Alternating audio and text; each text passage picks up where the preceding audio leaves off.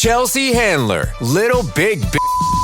I say I don't want to be a mother, but I wouldn't mind being like a divorced dad, you know?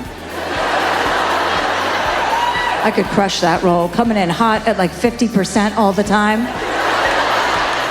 Friday, November 3rd, Arlene Schnitzer Hall. On sale now at Portland5.com. Chelsea Handler, live. Or a stepfather.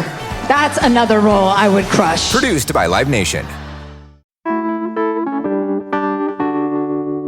Did you know that one of the world's most photographed trees is actually here in Portland?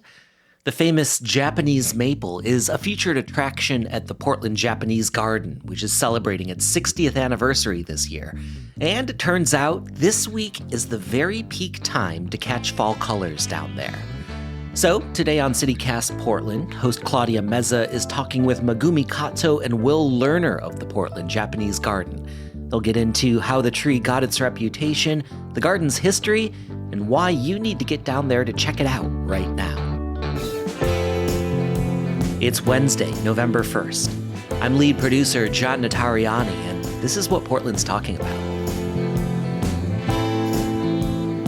I hear claims that you might have the most famous tree in the whole wide world. Now, explain to me how this is rated, like what the parameters of that is. Like, do tell.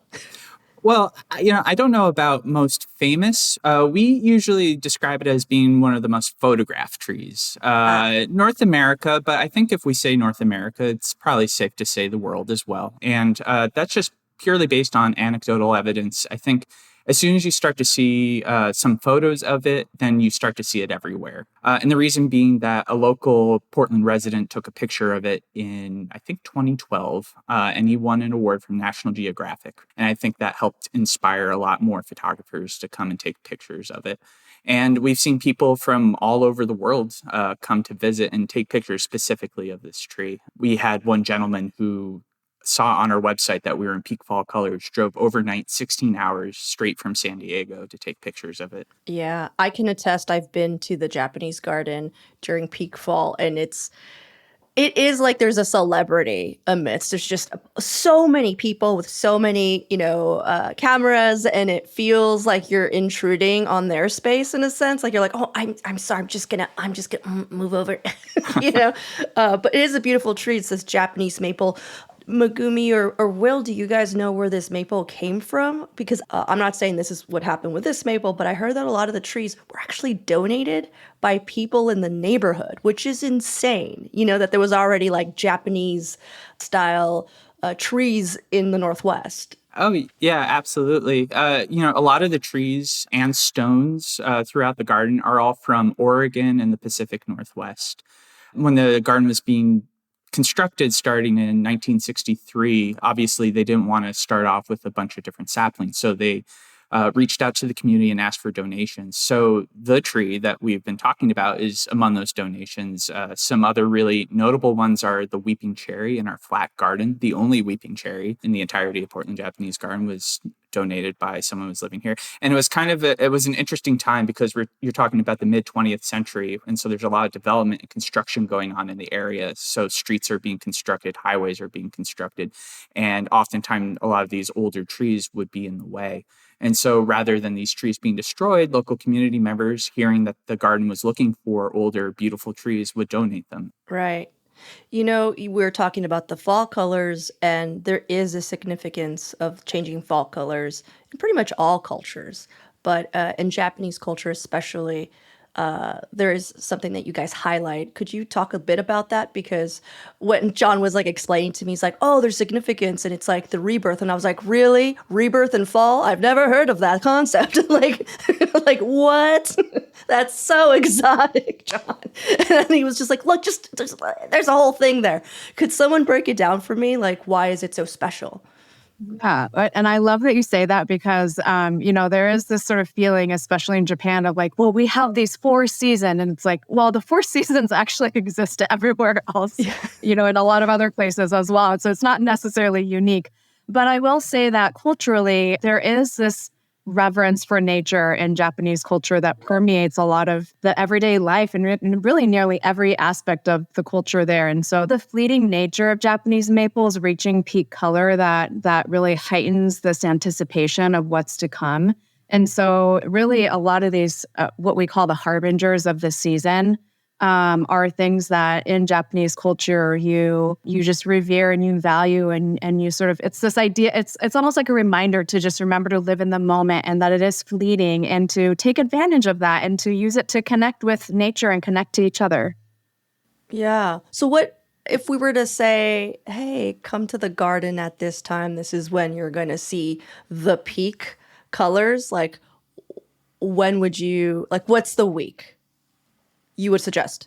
So it varies every year. So it's usually towards the end of October is a safe bet. Although, things like the temperature actually has a lot to do with the onset and the duration of these colors. And so I would say, it's a safe bet to come this week. I think the colors are already happening. We're having the colder weather that's really going to speed up the onset of the colors. And so there's no bad time to visit too when these colors are happening because it is so special to be able to see the transformation of the colors as they're reaching peak. I guess I would just point out that on our website, we have a fall color tracker, japanesegarden.org/fall 2023. And that's updated regularly so folks can check out how it's going online before they visit. But, why ruin the surprise? Why not just come and see for yourself? Yeah. Oh, I love that. I love that there's like a little app that you guys created. I learned that Japanese gardens are known for being green, if that makes sense. Because I think American gardens were known for just like these bombastic colors and flowers. And so the fall is when Japanese gardens kind of shine. Like that's when they're just like, doing their thing. So that it makes it even extra special because it's like the whole garden was essentially created for this peak season. If you're thinking about colors, Did I make that up? No, and you absolutely did your homework and great job. And thank you, because that is true. Typically, Japanese gardens are not meant to be ornate. Oftentimes we have visitors coming in and asking the very earnest question of like, well, why aren't the plants labeled? Or why don't I see more flowers? And it's a great point for us to be able to speak about the intention of Japanese gardens and how they are different from maybe a more Western or botanical garden, and that it's not meant to be a collection of plants. It's more of, it's more like a symphony. And a lot of it is around green and highlighting, especially in our garden too, things like moss and the different textures and tone of green. It's meant to be much more austere. But yes, it's true. In fall, it is exceptional. The backdrop of the evergreens being so deep and green, and then it really sets off the vibrant colors of the red and the gold and the yellow. It makes them pop even more. So it's a very special scene to be able to see in the fall, and it is very fleeting.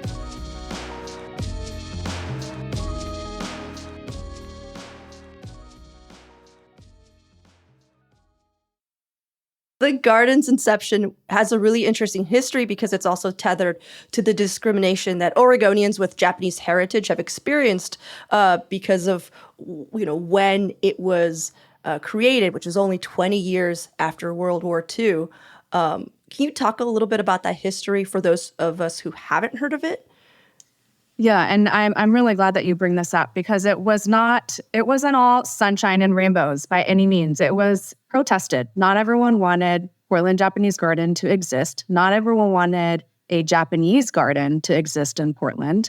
There was a lot of racism, bigotry, hatred, and yet the people who came together and made everything happen so that Portland Japanese Garden could exist and even drummed up the support from the community. They had the foresight and the big heart at the time to understand that things needed to start somewhere in order for reparations and healing to happen. And it wasn't easy. We had our first garden director who helped to create Portland Japanese Garden through the vision of our garden designer. He basically lived on site. And Like on a he was- trailer, right? Like I heard he about lived that. on a trailer, yes. And he was assaulted. And maybe it was because of the time that they were able to still come back from being assaulted and come back from protests, and to have that gumption and the courage, and also that sort of internal fire to continue on and forge forward to create something that, look at it now, it's just we're so honored to be considered such a gem of the community and to be able to exist as a resource for Oregonians. Not long after Japan opened borders at the end of the 19th century, we saw that there were like articles in the Oregonian in like 1892 about designing Japanese gardens. So there was always this like fascination with like, oh, look at this beautiful culture. But then there's just like this sad, just stupid, empty racism. But I also really do love that cultural exchange, because I don't know if you've gone to Travel Portland, but they have an entire Travel Portland sign that is just for Japanese tourists. Like they don't have that for just like French tourists or for just, Italian tourists. It's Japan. It's like there's like this real like cultural exchange that's happening between Portland and Japan. And I think that's beautiful. I know exactly what you're talking about. And I've seen it described as this like an ongoing love affair between Portland and Japan too, because there is such a strong connection of Japanese culture and Japanese businesses, either having their first store or only store or one of their North American outposts in Portland. Like a ferry, that's yeah. for a reason. Yeah. It is interesting, though, because I also have heard that we have a totally comparable climate to the northern regions of Japan, which is why our garden could be extra special. Absolutely. And even down to things like, and I'm making it sound small and it's actually huge, but like Mount Hood and Mount Fuji having a lot of similarities as well. And that's one of the cherished parts about the overlook in Portland Japanese Garden. We have a Mount Hood overlook. And it reminded our first garden designer of a scene in Japan. And he looked at Mount Hood from the location where we are in Washington Park and in the garden. And he looked out and was like, I got to make sure I borrow this scenery and recreate it as if someone is looking, at a mountain in Japan, even though they're here in Portland. Yeah, that's so cool. I also just want to point out that my mom hates a lot of things, and she went to the Japanese garden, and that's all she talks about now. And she's from LA. She just was like her mind was blown. She was like, it was so beautiful. I felt so peaceful in there, and I was like, oh my God, like you made my mom happy. Thanks, you guys. Well, Portland Japanese Garden loves Claudia's mom, and we've always said that. Oh, perfect. I'll let her know. That's the only opinion that matters to us. Yeah. Well, before we wrap up, we didn't really talk about the koi fish, and they're kind of a star in their own right. Two questions. One, can they hear you coming when you're going to feed them? Like, I heard like somebody was like, oh, I hear they know when they're going to get fed, and they all just like, and we were trying to figure out if it was the food or the footsteps. Like what is it? Like, are they trained? They have an Outlook calendar, and so they just refer to that. No, our koi caretaker will come and actually carries kind of a pole and will hit the zigzag bridge, which is the name of the bridge near where the koi are, and they do respond to that sound. So they do hear, cool. or they at least feel the vibrations, I suppose. Oh, and is it true that towards the end of the spectacular fall season, they're the ones that at night come out and prune the bonsai? Claudia, I don't know who told you that. Clearly, we have a leak. Okay. We're not going to confirm nor deny this use of proprietary information. Okay. All right. Well, I guess we'll just wrap it up here because I don't want to get you guys in trouble. Well, thanks so much for coming on and telling us a bit about the history of the garden. Thank you. Of course. Thank you. Thank you so much for having us. Do you have any other questions that you wanted to go through or any? I actually did. This is a random question that I have. So I went there once with a friend who didn't understand the rock garden. How you have the rake and stuff. And so they just walked up and started doing it. And we're just like, what are you doing? That's not for you. And and I was just like, that's true, right? That's somebody else's job, right? We're not supposed to mess with that. right? Correct. You're both Yeah. nodding very enthusiastically, so I understand now that what we did was bad. Okay, good. She didn't do a curse word or anything. She just thought that it was like, like a interactive thing. And I was just like, I don't think we're supposed to go on there. We love it in spirit, not necessarily practice. Okay, cool. So good to know. I was like, wait, did I get that wrong? Should we be doing that? Okay, no. In her defense, the rake was like right there, just like waiting for someone to pick it up and go in there and, do their thing. I love that she went there though. She just rolled up her sleeves and was like, I got this. I'm gonna help.